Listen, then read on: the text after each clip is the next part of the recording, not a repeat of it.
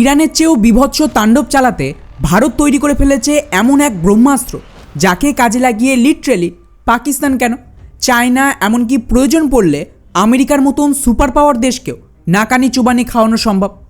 আর সত্যি বলতে এই মুহূর্তে এটাকে ঠেকানোর ক্ষমতা কারোর কাছে নেই। এবং এটা কতটা মারাত্মক তাণ্ডব চালাতে পারে তার একটা উদাহরণ গোটা বিশ্ব দেখছে গত এক সপ্তাহ ধরে, যে কিভাবে আমেরিকান মিলিটারি বেস থেকে শুরু করে গোটা আরব দেশগুলো দাও দাও করে চলছে এই হামলার কারণে, যাকে নিয়ে আমেরিকা তো নিজে স্বীকার করেছে যে হ্যাঁ, আমাদের এয়ার ডিফেন্স সিস্টেম এই জাতীয় হামলার বেশিরভাগই ঠেকাতে পারবে না। ফলে আপনি জাস্ট ভাবুন, যদি আমেরিকান এয়ার ডিফেন্স সিস্টেম এই জাতীয় হামলা ঠেকাতে না পারে, সেখানে পাকিস্তান বা চায়নার কথা না বলাই ভালো। কিন্তু এখন প্রশ্ন উঠবে, কি সেই মারাত্মক অস্ত্র যা ভারত বানিয়ে ফেলেছে, এবং এটা কি সত্যি এতটাই শক্তিশালী যে কোনো এয়ার ডিফেন্স সিস্টেম একে ঠেকাতে পারবে না? এবং তার সাথেই কিভাবে এই হাতিয়ারের নাম শুনে আমাদের দুই প্রতিবেশী দেশে এক প্রকার কাঁপুনি উঠে গেছে, সবটাই জানবো আজকের এই ভিডিওতে। তবে বন্ধুরা, তার আগে আপনাদের জন্য একটা বড় অফার আছে, যেখানে ইনভেস্টমেন্ট করে আপনারা কয়েক লক্ষ টাকা পর্যন্ত ইনকাম করতে পারেন, যার নাম হলো মার্কেট উলফ। এটা একটা সেবি রেজিস্টার অ্যাপ যা ভারতে খুব বেশি পপুলার হয়ে গেছে। এখানে এক্সপার্ট আর অ্যানালিস্টরা প্রতিদিন বলে দেয় যে কোন জায়গায় ইনভেস্ট করা ভালো হতে পারে, আর সেটা একদম ফ্রি। চলুন আমি আপনাদের দেখাই যে কেন এই অ্যাপটা ইনভেস্টিংয়ের জন্য এত ভালো। দেখুন, আমি এখানে ইতিমধ্যেই লগ ইন করে নিয়েছি। এখানে একটা ফিচার আছে ফলো ট্রেন্ড। এই ফিচারের মাধ্যমে আপনি রিয়েল টাইমে সেই ট্রেডগুলো দেখতে পারবেন যেগুলোতে অন্যরা প্রফিট করছে। দেখুন, আমি শুধু ফলো ট্রেন্ডে ক্লিক করলাম, ট্রেড প্লেস করলাম, আর সাথে সাথেই আমার ট্রেড শুরু হয়ে গেল। এখানে কিন্তু খুব ছোট অঙ্কের টাকা দিয়েও ট্রেডিং শুরু করা যায়। আর যারা ভয় পান যে বড় লস হয়ে যাবে, তাদের জন্যও এখানে একটা সমাধান আছে। এখানে আছে ইনবিল্ড স্টপ লস ফিচার। মানে যদি লস একটা নির্দিষ্ট লেভেলে পৌঁছে যায়, তাহলে অ্যাপ নিজে থেকেই ট্রেড বন্ধ করে দেয়, যাতে আপনার বড় ক্ষতি না হয়। দেখুন, ট্রেডটা প্রফিটের দিকে যাচ্ছিল, আমি শুধু স্টপ ট্রেডে ক্লিক করলাম, আর সাথে সাথেই 2065 টাকা প্রফিট বুক হয়ে গেল। আর মার্কেট উলফ আপনাকে ফ্রি রিকমেন্ডেশনও দেয়।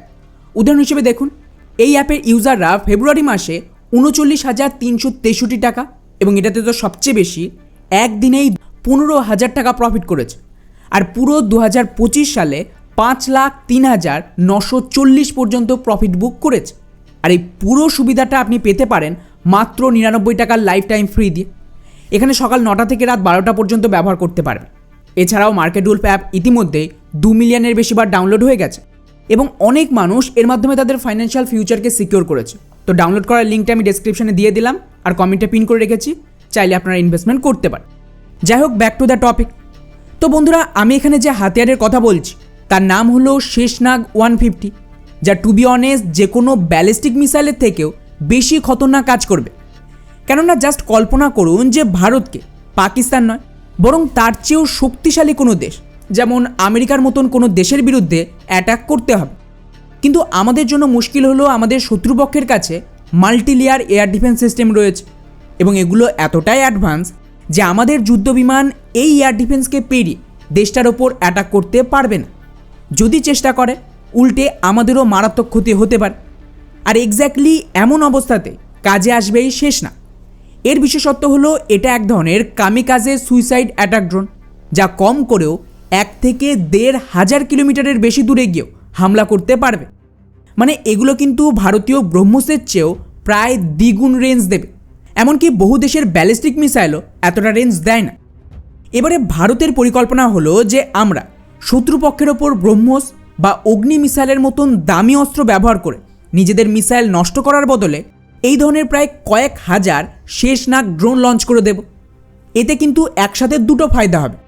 প্রথমত, যদি এই ড্রোন শত্রুর সমস্ত গুরুত্বপূর্ণ military base, runway, radar system, communication system বা মিসাইল স্টোরেজ এবং ফিউল স্টোরেজ এগুলোর ওপরে গিয়ে অ্যাটাক করে তাকে ধ্বংস করে দেয়, তাহলে তো কথাই নেই, ভারতের জয় নিশ্চিত। কেননা এই ড্রোনগুলোর ভেতরে 40 কেজির কাছাকাছি ওয়ারহেড থাকবে, যা যথেষ্ট যে কোনো গুরুত্বপূর্ণ টার্গেটকে ড্যামেজ করার জন্য। কিন্তু মনে করুন, আমাদের এই শত্রু দেশটার কাছে যেহেতু অ্যাডভান্স এয়ার ডিফেন্স সিস্টেম রয়েছে, তো স্বাভাবিকভাবেই ভারত অ্যাটাক করলে ওরা তো বসে বসে দেখবে না, নিজেদেরও পাল্টা এয়ার ডিফেন্সকে অ্যাক্টিভ করবে। আর এখানেই শুরু হবে আসল গেম। যদি শত্রুপক্ষ ভারতের এই শেষনাগকে ডিটেক্ট করে ডিস্ট্রয় করে দেয়, তাহলেও কিন্তু এখানে জয় ভারতেরই হবে। এখন আপনারা বলবেন এটা কি করে সম্ভব, আমাদের হাতিয়ার ধ্বংস হয়ে গেলে আমরা কি করে জিতব? ওয়েল, এখানেই তো আসল টুইস্ট। এর একটা উদাহরণ দিই আপনাদের, তাহলে বিষয়টা পরিষ্কার হবে। রিসেন্টলি আপনারা দেখেছেন ইরান যুদ্ধে ওরা কিন্তু কয়েক হাজার এই জাতীয় ড্রোন, যাকে ওরা শাহিদ নাম দিয়েছে, এটা লঞ্চ করে। এখন আমেরিকান এয়ার ডিফেন্স সিস্টেমের মেজরিটি ইরানিয়ান ড্রোনকে শুট ডাউন করে দেয়, এবং এটাই তো ইরান চাইছিল। এই জাতীয় একটা ড্রোন তৈরিতে ম্যাক্সিমাম ইরানের হয়তো $20,000 থেকে $30,000 খরচ হয়। আর শুধু তাই নয়, এগুলোকে মাস প্রোডাকশন করা সম্ভব খুব কম সময়। উল্টো দিকে আমেরিকার যত এয়ার ডিফেন্স সিস্টেম ছিল তার এক একটা মিসাইলের দাম কম করেও কিন্তু $2 থেকে $3 মিলিয়ন, যা এই ড্রোনের চেয়ে প্রায় 100 গুণ দামি। এবং এগুলো কিন্তু ভারী মাত্রায় অল্প সময় মাস প্রোডাকশন করা সম্ভব নয়। অর্থাৎ যদি ক্রমাগত কোনো দেশ এই জাতীয় ড্রোনকে শুট ডাউন করার জন্য নিজেদের সমস্ত এয়ার ডিফেন্স সিস্টেমের মিসাইল ব্যবহার করে ফেলে, তাহলে ওরাই ফেসে যাবে। কেননা এরপর যখন অ্যাকচুয়ালি ব্যালিস্টিক মিসাইল বা ফাইটার জেটের অ্যাটাক শুরু করবে, তখন কিন্তু তাকে ঠেকানোর জন্য আর কিচ্ছু বেঁচে থাকবে না শত্রুপক্ষের কাছে, বা ওদের কাছে মিসাইলের স্টকও থাকবে না।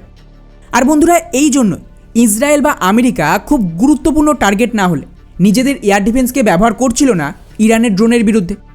কেননা সব মিসাইল শেষ হয়ে গেলে তখন আর বড় অ্যাটাক থামাতে পারবে না ওরা। এখন জাস্ট কল্পনা করুন, ভারতের শেষ নাগ এক্স্যাক্টলি সেম কাজটাই করবে। ভারত একটা মিসাইলের খরচে 20 থেকে 30টা এই জাতীয় ড্রোন বানিয়ে ফেলবে, এবং এগুলো দিয়ে অ্যাটাক হলে আমাদের শত্রুপক্ষ যদি একে ডিস্ট্রয় না করে, তাহলে তো খেল খতম। আর যদি ওরা এগুলিকে ঠেকাতে গিয়ে নিজেদের সমস্ত মিসাইল খরচ করে ফেলে, তারপর অ্যাকচুয়াল তাণ্ডব শুরু করবে আমাদের যুদ্ধবিমান আর বাকি হাতিয়ার। এবং এটা অনেকটা ফাঁকা মাঠে গোল দেওয়ার মতন হবে, যেখানে যেমন খুশি অ্যাটাক করা সম্ভব। যার দরুন এটাকে মাথায় রেখেই ভারতের এক প্রাইভেট কোম্পানি নিউ স্পেস এই শেষ নাগ 150কে তৈরি করেছে। আর বন্ধুরা, বেস্ট পার্ট, এটা কিন্তু অলরেডি টেস্টিং শুরু হয়ে গেছে, যেটা এখন আপনারা স্ক্রিনে দেখতে পাচ্ছেন। এবং খেয়াল করুন, এর জন্য কিন্তু কোনো স্পেশাল লঞ্চার বা বড় জায়গার দরকার নেই। ছোট 4 হুইলার গাড়ির ওপরেও এই ধরনের ড্রোনকে যুক্ত করা যাবে, এবং এটা নর্মাল রোডে চলতে চলতেই লঞ্চ করা সম্ভব। তো এটা ভারতের মতন বড় দেশের জন্য একটা গেম চেঞ্জারের মতন হবে। কেননা নর্মালি ব্যালিস্টিক মিসাইল কোনো একটা জায়গা থেকে লঞ্চ করতে হয়। হ্যাঁ, এখন ক্যানিস্টার লঞ্চারের জন্য একে সহজে মুভ করানো সম্ভব, কিন্তু তাও কোথায় একটা ব্যালিস্টিক মিসাইল লঞ্চ করা, আর কোথায় এই ধরনের ছোট গাড়ি থেকে নর্মাল রাস্তায় চলতে চলতে ড্রোন ফায়ার করা, এর মধ্যে কিন্তু আকাশ পাতাল তফাৎ রয়েছে। শত্রুপক্ষ বুঝতেই পারবে না যে অ্যাটাক কোথা থেকে হবে। আর শুধু তাই নয়, এগুলো যেভাবে ডিজাইন করা হয়েছে তাতে ভারত ভবিষ্যতে নৌবাহিনীর যুদ্ধজাহাজ বা আরও স্পেসিফিক বললে ডেডিকেটেড ড্রোন লঞ্চ শিপ তৈরি করে সেখান থেকেও লঞ্চ করা সম্ভব, যা আমাদের এয়ারক্রাফট ক্যারিয়ারের ব্যাটেল গ্রুপ বা অন্যান্য জাহাজের সাথে চলতে পারবে। এতে কিন্তু ভারতীয় নৌবাহিনী যে কোনো দেশের ওপরেও অ্যাটাক করতে পারবে বিনা নিজেদের ব্যালিস্টিক মিসাইল নষ্ট করে। এবং এটার কাজ হবে শত্রুর যে কোনো দেশে অ্যাকচুয়াল হামলার আগে তার এয়ার ডিফেন্সকে ডিস্ট্রয় করা, তাদের গুরুত্বপূর্ণ টার্গেটকে এলিমিনেট করে অ্যাকচুয়াল বড় হামলার জন্য রাস্তা খুলে দেওয়া। এখন এটাকে নিয়েই পাকিস্তান আর চীনের মতন দেশের অবস্থা টাইট। কেননা এই দুই দেশই মারাত্মকভাবে চাইনিজ এয়ার ডিফেন্স সিস্টেমের ওপর নির্ভরশীল। আর খবর দেখুন, চাইনিজ এয়ার ডিফেন্স সিস্টেম মারাত্মকভাবে ফেল হয়েছে সব জায়গায়। তা সে ভেনেজুয়েলা হোক, ইরান হোক, এই সমস্ত দেশ চায়না থেকে এয়ার ডিফেন্স সিস্টেম কিনেছিল, কিন্তু আসল যুদ্ধে এগুলো 2 মিনিটও টেকেনি। এমনকি পাকিস্তানে তো ভারত প্রমাণ করে দিয়েছে চাইনিজ এয়ার ডিফেন্স সিস্টেম থাকা সত্ত্বেও পাকিস্তান সেনাবাহিনীর একটা সিঙ্গেল মিলিটারি বেসও ভারত আস্ত রাখেনি। তাই স্বাভাবিকভাবেই এই জাতীয় লো কস্ট কামিকাজে ড্রোন, তাও আবার এত লং রেঞ্জ 1 থেকে 1,500 কিলোমিটারে, চীন আর পাকিস্তানের জন্য কোনো দুঃস্বপ্নের চেয়ে কম হবে না। তাই ভারত কিন্তু অ্যাটাক ড্রোনকে বাদ দিয়ে এই জাতীয় কামিকাজে ড্রোন বা লয়ট্রিং মিউনিশনে হেভি ইনভেস্টমেন্ট করছে। ফলে দেখা যাক কত তাড়াতাড়ি এগুলো সেনাতে সামিল হয়। তবে আমার ধারণা এগুলো গোপনে সেনাতে সামিল হবে। অপারেশন সিঁদুরের সময় আমরা দেখেছি প্রচুর লয়ট্রিং মিউনিশন আর ড্রোন ভারত ব্যবহার করেছিল, যেগুলোর নামই কেউ জানতো না যে এগুলো সেনাতে আছে। তো এর সুবিধা হলো যে সারপ্রাইজ অ্যাটাকে এটা অসাধারণ কাজ করবে। আর হ্যাঁ, আপনারা কিন্তু মার্কেট উলফকে ডাউনলোড করতে ভুলবেন না। ডেসক্রিপশনে লিঙ্ক দেওয়া রয়েছে, চাইলে গিয়ে আপনারা ইনভেস্টমেন্ট করতে পারেন। জয় হিন্দ।